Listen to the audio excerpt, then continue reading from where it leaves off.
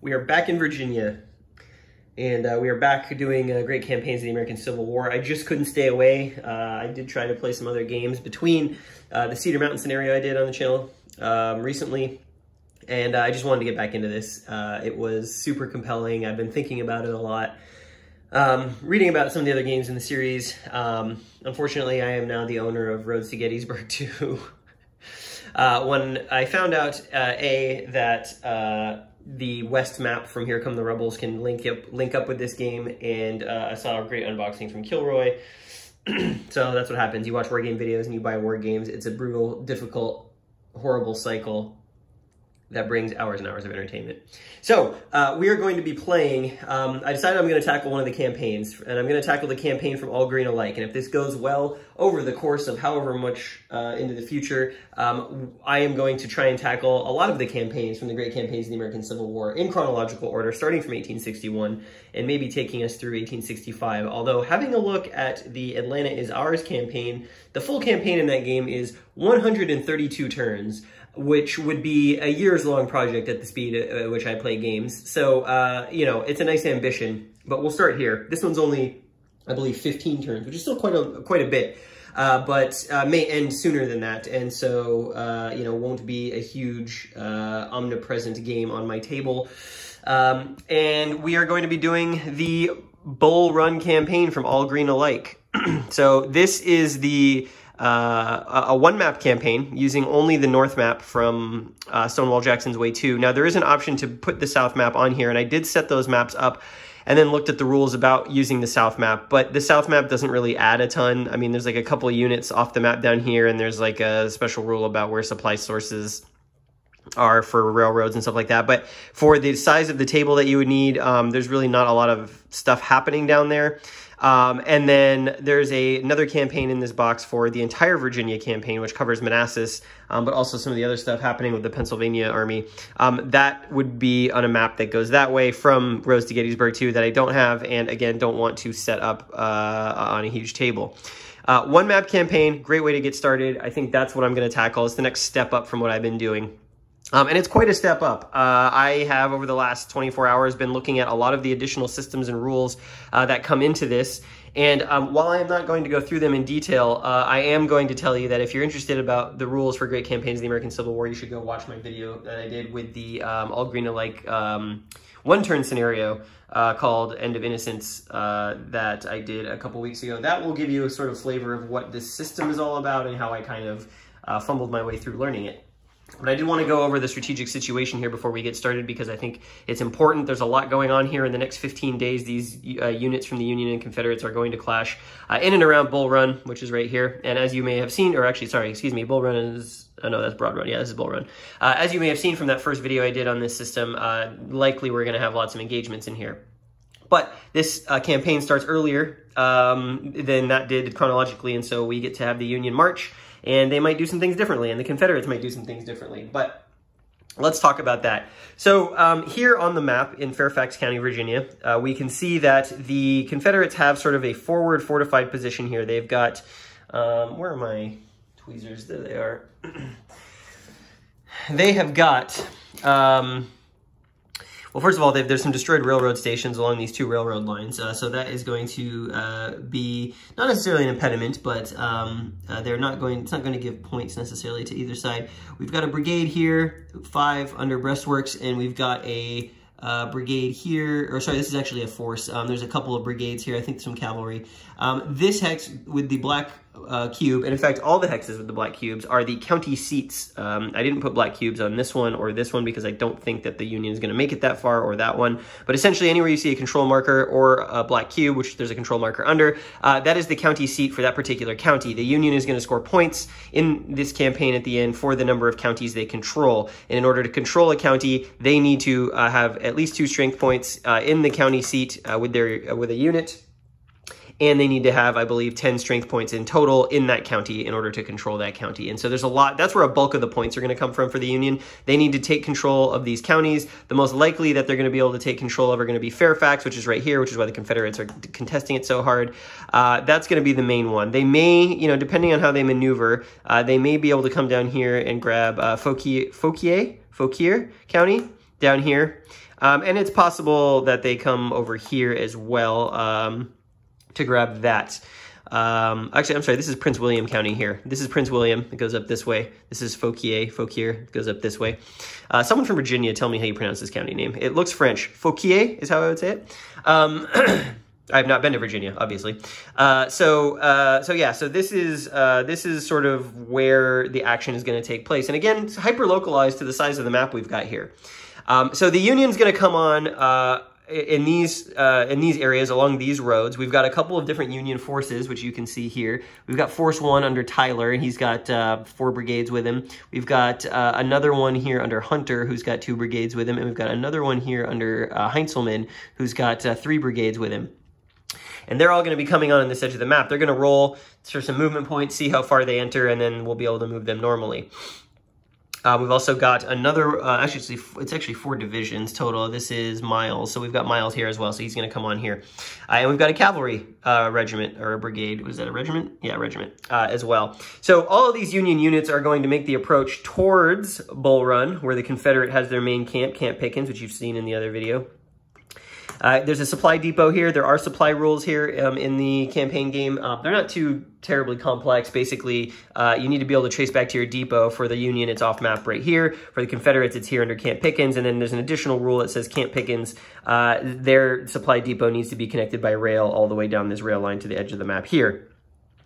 One thing I will say is that there are so many words. What I just told you about the supply rules, it probably takes up a page and a half of text. And my God, if I have one criticism so far about this system, it is how wordy, unnecessarily overwrought the rules are for this system and for the special rules. I basically just gave you all the supply rules you need. Supply is checked at the end of 2 specific turns in this campaign. So you only check supply twice. The out of supply effects are very simple. If you're out of supply, you can force to try and be in supply. And if you're out of supply, you get -1 on your combat rolls. That's it. I've described the entire supply rule situation, and it's almost a full double column page of rules to tell you those things. So I get that they're trying to be detailed and specific and cover all edge cases and whatnot, but my goodness, there are ways to slim that down. It didn't need to be so heavy in terms of the number of words to say all that.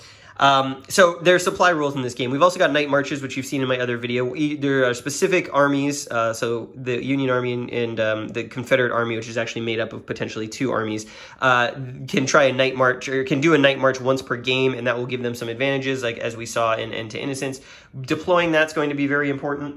From a terrain perspective, the Confederates are blocking the major lines of approach towards Bull Run.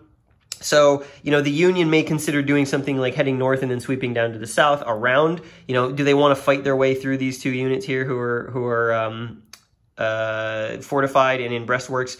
Not if they can help it. And there's plenty of ways to get around. There's plenty of roads in here. Now, the thing to remember about this scenario is that there's a special rule where the Confederates aren't allowed to do anything on the first day. Only the Union gets to activate. And if the Union gets within, I think it's 2 hexes of any Confederate unit, that frees up the Confederates to start acting.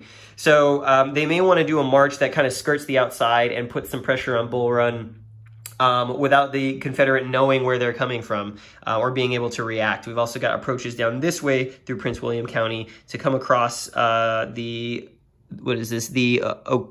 Occoquan River and come in through these woods and maybe come this way. Now, ultimately, what the Union's trying to accomplish here, in addition to controlling these counties or potentially occupying this hex here, which would be big victory points, if they can burn this railroad station here at Bristow Station, that's going to give them points. If they can get adjacent to this station, I believe there's some points to be had there. And then there's an additional point here by burning the Warrenton Junction Station. But if the Union gets that far down the map, there are going to be serious problems for the Confederacy.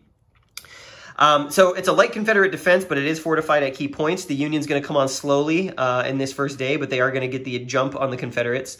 There are some reinforcements for each side that sort of a couple turns into the campaign, we're going to see where they come in. These are smaller forces, but they have the potential to, you know, garrison some rear areas or, you know, maybe come up this way. There is a Confederate brigade located up here. He's not allowed to activate for the first 2 turns, so he's going to be pretty stationary. And then we've got, this is Evans out here. Evans is just kind of, I guess, scouting, being a forward lookout in case the Union tries something clever to come up this way. You know, the Confederates are going to have some ways to respond, or at least get things together while still having some reinforcements potentially coming up here. Now, the other thing that the Confederates have is this whole army up here, which is the Army of the Shenandoah, under the command of Johnston. They are going to enter in the same way that the Union Army enters, where they spend some movement points to get on the map. And then they have a cavalry unit with them, and then there's a bunch of brigades in here. For this army to get into the battle, they are likely going to have to march down here into Warren County to Front Royal, because Front Royal is a railroad station. They can embark on railroad, and they can follow this rail line all the way out here to Manassas. And that's going to take a while. It is not easy to embark on rail. It takes time and it takes fatigue, and they have to actually get there first. So we likely won't see these units into the game for quite some time, but if they can get pretty good rolls on their embarkation, they can get on this rail line and they can get down here and support the Confederates, who are going to be under pressure pretty quickly by a larger Union force. So it should make for a nice tense situation. We've got a march happening where the Confederates know they're coming. They just don't know where they're going to launch their attack. And we've got Confederate reinforcements on the way, but things could go wrong up here. So pretty cool situation. Let me talk about some of the other rules. We talked about night march. We talked about supply. The Union can build one pontoon bridge in this scenario, and that's likely to be able to build it across Bull Run where there's not a crossing. I don't know how likely it is that the Union uses that once they kind of get locked in with some of these Confederate units. It's possible, I guess, if they march down this way, they could potentially build one across this river and suddenly threaten the rear. That might be something I pursue, actually. The Union have enough units in this army that we might get a little clever. Or at least try to be clever. What else do I need to tell you about in this particular scenario? There are some random events that can occur that will cause the Union to lose manpower. It's called 3 months men. Basically, historically, the Union Army soldiers' contracts were about to run out. And that's why I think Lincoln decided to go for a strike against the Confederates outside of Washington, D.C. We've also got these Army panic markers. Every time you lose manpower or retreat, the Army morale is going to tick up, essentially. If the morale marker ever meets the panic marker, the Army panics. There are bad things that happen if the Army panics. Don't want that to be happening. And I may have misspoke earlier. I think if a unit's out of supply, I said if they're out of supply, they get a -1 to their die roll. I believe that's if they panic. If they're out of supply, they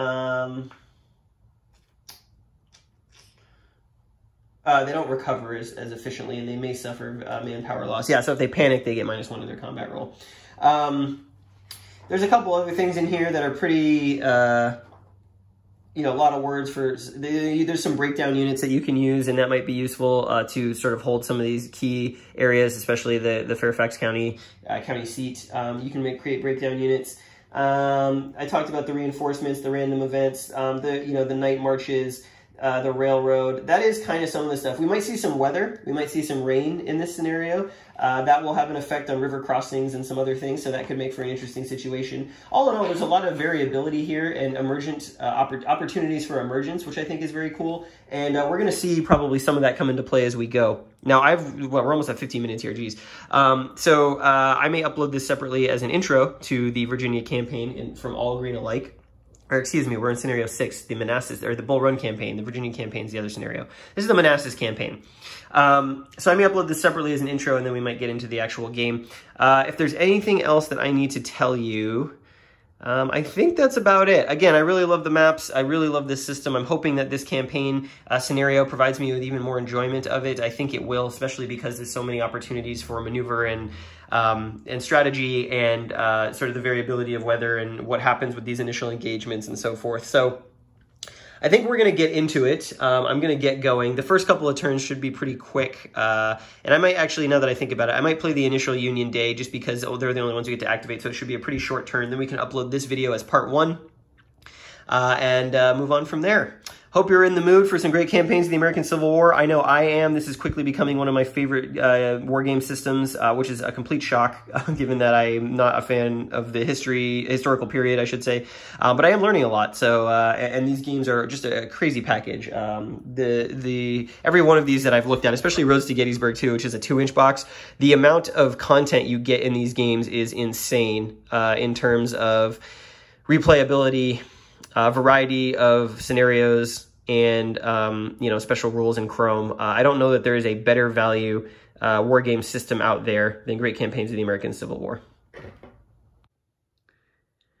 All right, well, we've already got our first kind of, I guess, problem to solve here.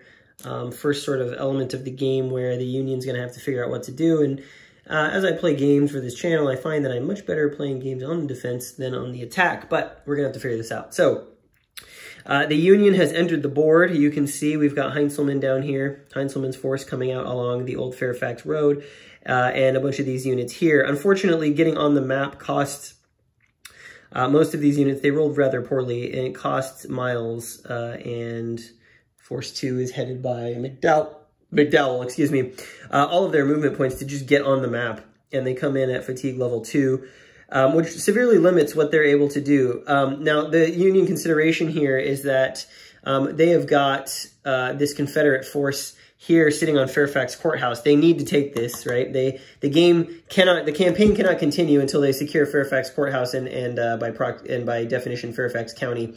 So the Union is going to have to go through this particular location. There's really no way around it, both literally and figuratively. So they do have to take this or force the Confederates to abandon that position. Right now, they have a pretty good spot here. There's, I think, 8 strength points here in at the Fairfax County Courthouse in Fairfax, Virginia. We had, this is Tyler. Tyler's division came up across through Falls Church, across the railroad, and then came down here from the north to approach Fairfax. They were counting on McDowell's army to come up this road and meet them there so they could do a grand assault with McDowell. It's the only real way they're going to be able to get through these double defense breastworks here, I think. Unfortunately, if McDowell or either of these stacks move, any of the stacks that have fatigue 2 on them, if they move, they're going to become exhausted in the recovery phase, which is going to make moving on the following turn problematic. When you are exhausted, normally when you go to a 3 or 4 fatigue state, you are on extended march, and that has a chance of either disorganizing you or, if you're already disorganized, reducing your manpower. If you go to exhausted, if you flip the unit over to its exhausted side, then when you move to fatigue 2, you have to roll on the extended march table. So it's a compounding penalty over the course of a couple turns, and it could really stall out the early campaign. So the Union didn't want to do that. They didn't want to risk their units. And alternatively, well, in addition, going to fatigue 3 on any of these stacks, there's a 50-50 chance that they become disorganized, which would be just even more punitive to everyone, all the units in this stack. So the Union really trying to husband and conserve their initial manpower, because they do have to get through this speed bump if they're going to have any hope of succeeding in this campaign. And as we all know, historically, they did not succeed in this campaign and retreated to Washington, D.C. After a couple weeks, after a week, actually. So we're going to play it safe. We're going to play it conservative here. We are going to leave Tyler's force here, sort of shadowing or camped outside Fairfax. That is going to give the Confederates a chance to respond, but that would mean abandoning some of these fortified positions, which would be a-okay with the Union, because they could then shift their focus. So, do the Confederates want to move up some of these to the side here? Do the Confederates want to move up some of these low strength brigades? Probably not. This is going to be where the battle is probably fought, and the Confederates definitely want to conserve their strength so that when it comes time to fortify Bull Run, this river, they're going to be able to do so effectively. So, they want to attrit the Union manpower up here as much as they possibly can, and they can do that by being patient. So they're just going to hang out inside Fairfax County, Virginia. Now, they do have to be careful. They don't want to get into a situation where they get surrounded, and then if they're forced to retreat, that all sorts of bad things happens going through a zone of control. So, and that's what the Union's going to try and do. They're going to, McDowell's going to try and move up to take one of these hexes, and then we've also got this southern road approach here, Braddock's Road, that will, Miles can also do that. And once we're in position there, we can make an assault or a grand assault even, and that would cause some havoc if if this brigade, this force, there's a couple cavalry units in there, is not able to retreat. So we are not done with the day. We just moved into range here, and that means this Confederate force can now move. They may want to move the cavalry out of here. Just to get it clear, we do have a Union cavalry unit taking a little stroll up north. This is Palmer's regiment, cavalry regiment. And they just, you know, he's up here really screening. He doesn't want Evans to do anything funny. He probably wants to get on this road and kind of block him down, block him out. So Confederate cavalry should probably ride to meet that, at least one of them, and they're going to do that right now. Well, here's the result of all that. Both Radford and Munford up here, Confederate cavalry regiments, they both rolled 9 for their movement points. They were able to exit Fairfax, Virginia. One moving up here to this creek to just kind of slow down this march. He's going to try and do cavalry retreats as these forces come along this road, really just delay the advance and force Tyler to have to sit around doing nothing. The other unit here, Munford, he came out the northwest through Germantown. Well, actually he came out this way and kind of moved around, took him basically all this movement to get around so he didn't get chopped by the zones of control here. And he just wants to essentially watch this area. You know, if this kind of goes well for the Union, he wants to make sure Tyler can't advance too quickly on the next sort of speed bump along this road. The Confederates probably don't want to move their cavalry any more than that. You know, he's kind of keeping an eye on the Union cavalry up here. He's in a good spot at this particular junction, this confluence of paths. So that's going to end the first day. That was all of 10 minutes of gameplay, and given all the special rules about bringing him on the map and what have you. So the game's going to open up now after this point, and the Confederates are now going to be able to move at will, with the exception of Hunton up here. And you are going to get the Confederate Army of the Shenandoah active as well. They're going to start moving down towards the rail line. Union's really got to make some progress, and so this assault that they want to do here has to go very well. Haven't yet decided what I want to do with Heintzelman. He's got some options. He can come here and he can sort of cut down south this way. That might be an option. Force the hand of this Confederate unit here to have to, you know, come back this way to respond to him. Now that does put Heintzelman in kind of a bad spot, because suddenly if he's got to retreat, you know, he's kind of got forces between him and the home base. But, you know, it might be a way to free up this road, and that might allow, you know, some other of these forces to kind of if this assault goes well, to move back down towards Bull Run. We'll see what happens. There's a lot of options. There's a lot of things that can go right, a lot of things that can go wrong. But we are off and running in the first Bull Run campaign here in All Green Alike, Great Campaigns of the American Civil War. One of the things that playing this game, sort of I have to unlearn from playing so many war games, and that is kind of not super apparent when you start playing, especially if you're using these force markers, which you can't see because there's a cube in front of it, these force markers, is that in this system, you actually cannot move as a stack. So units may be stacked together, but they are not allowed to move as they stack together, and that's important. There are implications to that, and I have fixed the effect of some of that. So up here, it wasn't a huge deal. Most of the movement points that I rolled last turn was able to get all the units on and then into this hex without problem. But it does present an issue with something like this, where Heintzelman moves out. And even if you do a leader activation, you're still moving units individually. So even though they all started in this hex, because you have to kind of like train out and march sort of in this, it sort of forces a column marching on you without any additional rules, which is kind of interesting. But basically, Heintzelman rolled his 3 or 4 movement points, and he was able to get this far. But then, because he has 6 strength points with him, moving into his hex with another unit will cost an additional movement point. And what that functionally means is that it stretches out your marching divisions into their sort of component units as they're going, just by virtue of the fact that you roll for the leader activation. Every unit that he's commanding gets 4 movement points, let's say, and he makes it 4 hexes, but then the units behind him, they go 1, 2, or maybe it's 3 movement points. They go 1, 2, and then they can't move the 3rd one here because he's got a lot of units with him, so they have to stop there, and by proxy, that means the other units in his division have to stop there. That's also led to this situation here, where I thought would be an easy march up this turnpike to attack Fairfax Courthouse here. It has meant that McDowell, who is commanding here with Burnside, has made it as far as the borders of the town, but it means that Hunter and his units are lagging behind 1 hex. And I just actually tried to roll an extended a forced march with Hunter to see if I could get the movement points. Hunter was basically 1 movement point shy of being able to join McDowell, which I wanted because next turn I want to be able to assault this position.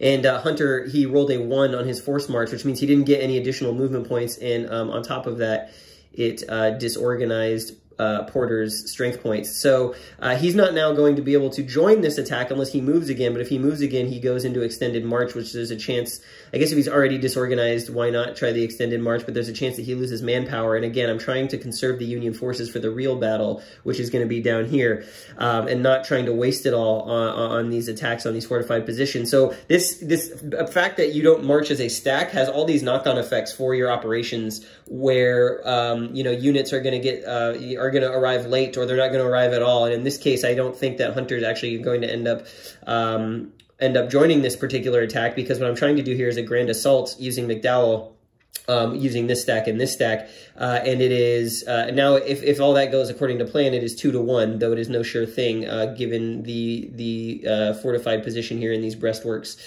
of 7 strength, which is doubled to 14. So we've got 28 between these two stacks. So if I can do a grand assault, I'll have 2-to-1. But you know, again, having these units sort of strung out and not all in the same hex is something you have to play around. And I think it's one of the cool things about the system is that you get not only a variable movement rate, so how fast do I march, but you also get leaders who, you know, aren't marching at the same pace, and it's all kind of simulated in this system in a really interesting way, and causes some of your operational decisions to be imperfect. I've talked about that in the Cedar Mountain scenario, that it's imperfect and unpredictable. So that's the situation here midway through day 2. I just wanted to clarify that, because I realized as I was starting my second movement that, you know, units are not going to be together very long as they start marching with leader activations. Well, the plan went off without a hitch, executed just like you draw it up.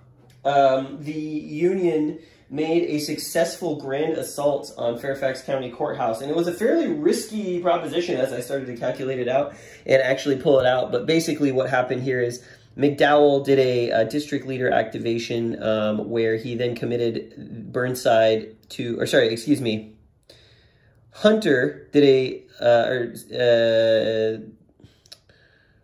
no, McDowell. It was McDowell. Sorry, the order of operations here is a little confusing. There's a lot of words about it in the rules. Basically, McDowell activated as a district leader. He activated Burnside. They triggered an assault on this hex. That also allowed him to bring in, to then do a grand assault with this Force 1, which was here under the command of Tyler, who has 4 different units under him. That was also fairly risky. So the assault went through, and so that meant that these 5 strength points, which actually were 6, were committed to this attack, regardless of what happens, which is very nerve-wracking. And then we rolled for the grand assault to bring this whole entire force in. Now, that was also risky because McDowell's command rating is only 4, so I had to roll less than that in order to choose a hex to join the assault, and I thankfully rolled a 3, and that was just enough for this 1 hex. 3 minus 4 obviously is 1. That allowed 1 adjacent hex to the target to join the attack. Thankfully, that allowed this force under Tyler to also join the attack. We got 2-to-1 odds.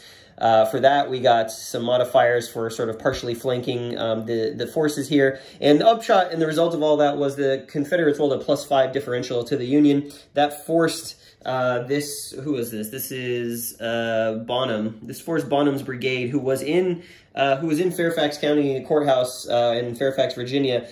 They took a rout result. They took a demoralized result, as you can see, and that pushed them all the way down the Warrenton Turnpike back here.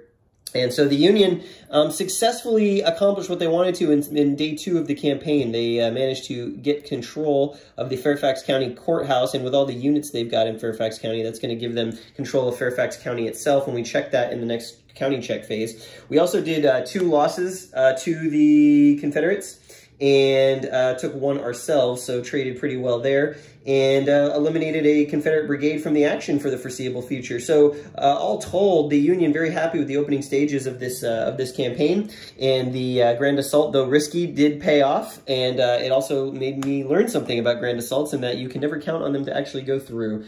And so, you know, being the attacker in this game is inherently a risk that could make everything go wrong. So when you're going to attack, make sure that you are in the right position. Take the time to do it correctly, because if you don't, you're going to pay for it, as the Union found out in Manassas. So yeah, I think with that all said and done, I may play to the end of this day 2, and then we'll call this video, and I think that'll be a good stopping point for this intro to the all great alike Bull Run campaign. Okay, revisiting this one more time, I think I've got it. What would have happened is that Hunter, from when they were moving in and approaching this, Hunter would have had to reassign to Burnside's unit here, which he was able to do before they moved. All good. This unit here, that's McDowell standing on, so he started here. He had 4 movement points, 1, 2, 3, 4. He would have been able to get here. Great. And then McDowell would have been able to be on that unit. And so then when Hunter initiated the assault, then McDowell, who is within the command radius, who has this force within his command radius, is allowed to call for the grand assault. So that, I think, fixes the situation. Basically, there's a lot of preparatory work that needs to go into creating a grand assault. The overall leader who wants to call the grand assault, in this case, in this particular scenario, it has to be McDowell. He's got to be within range of both the units that he wants to join and the units that are the leader that is making the initial assault, which in this case was Hunter, has to have McDowell in his command radius, and McDowell also has to have the units that are making the grand assault in his command radius. So we fixed it. I have the movement points to do this. I ended up marching them up this way, and then they had one left over when they could have come up this way, and that would have been fine. So I believe it's all legal now. The outcome, I just needed to make sure I did it right, and yeah, so we should be all good. All right, well, this is where we stand after the second day of the Bull Run campaign. The Union moving in force from Washington, D.C. They have taken Fairfax County. They have essentially surrounded these Confederate units at Fairfax, the Fairfax Railroad Station. They've only got 5 strength points in there. It may have been a mistake to leave them in there, but the thinking there was, you know, if we can force the Union to bleed themselves against those defensive works, then it will pay dividends later in the campaign. Heinzelman gearing up for an assault there. He's got to collect his forces next turn, which he'll be able to do, and then it's on. And obviously that's going to be a pretty good modifier in the flanking situation here, because if Miles moves in as well, this way, if he gets enough movement point, or this way, then he'll be completely surrounded. So that will not be good for the Confederates. They're going to hope they can win initiative. They're thinking if they can go first, they probably will want to get out of there. They'll probably abandon those positions, come up this way, and try and sneak out, having held the Union at bay for just long enough. Tyler, at the end of last turn, moved out from Fairfax Courthouse with the majority of his forces. He left Schenck behind to hold that county center so that they get control of it. And under Hunter, we've got Burnside, who is exhausted from his battle, but a job well done. McDowell's up here kind of lagging behind with Porter. Porter is a disorganized. Porter's probably not going to do much this turn, so he can get back to organized status. Union cavalry here still camped out at Ox Road Junction, just keeping an eye on things. The Confederate cavalry fell back a little bit. They sense what's coming, and they know that they probably can't hold out forward of the river, so they're backing off. We had Early come up from McLean House to cover off on Burnham's division, who is still demoralized but and disorganized for that matter. He's going to be out of Bonham, excuse me. He's going to be out of action for this upcoming turn, so he can recover. And then of course we've got these fortified positions under Koch. Here he's got a pretty sizable force at Centerville, so that's the next objective for the Union. They want to take Centerville, and of course historically this is where the Union headquarters was for the Battle of Bull Run. And so let's follow it along historical lines, I guess. Now, I did make a mistake last turn when I said that we would have the Shenandoah reinforcements. They don't come into play until turn 3, so this is the turn we will see them start to move towards the railroad and reinforce the area down here. Beauregard is camped out now here at this junction at Mitchell's Ford. Probably is going to... this fatigue marker should have come off. At the end of this turn, he's probably going to have Longstreet entrenched there. That is one of the key spots along the river that the Union will have to get through. D.B. Jones here as well, probably going to entrench at the end of this turn at the Bull Run Bridge.